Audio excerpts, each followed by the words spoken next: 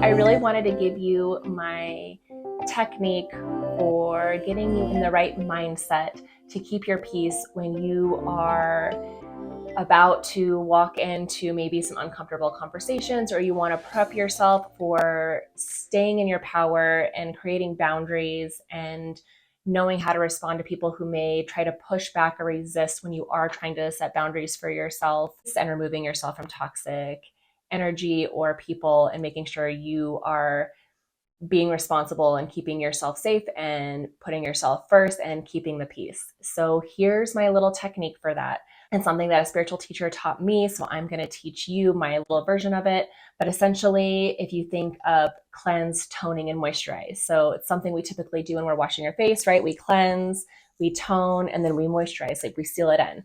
So I want you to think about this when you're thinking of protecting your energy, when you want to keep your peace, and when you're about to go into a situation that you might be a little nervous or apprehensive about because you're unsure of what confrontations might lie ahead. So here's how you keep your peace. So the first thing is you're going to just cleanse all that bad energy and those bad vibes away. And so the way you can do that is you can see with your mind's eye or in your imagination, like imagining yourself actually cutting the cords that are keeping you tied to whatever this negative feeling is. So maybe this negative feeling is guilt, or, like if you're doing something that somebody else wants you to do, but you don't want to do it and you're saying no for the first time, like you do not need to feel guilty for that.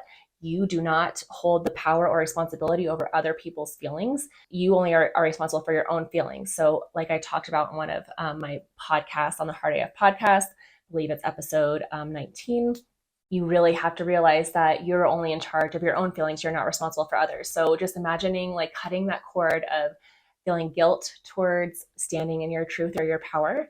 And just really like wiping the bad energy. Like imagine like all the bad energy just flying away and, removing it from your space. Again, you can imagine like actually using scissors in your imagination, like cutting these cords, and the cords can have different labels, like the guilt cord or, responsibility, like you're cutting those. So you're removing those negative energies from your space.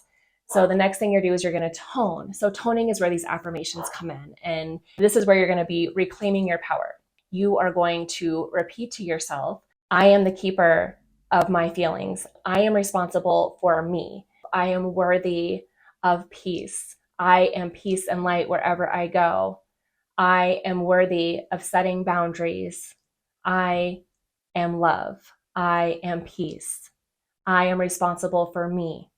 So you're reaffirming these things about yourself, about who you are. Like you are not responsible for others. It's reaffirming like who you are and who you're responsible for. I am responsible for me. I am in charge of how I feel.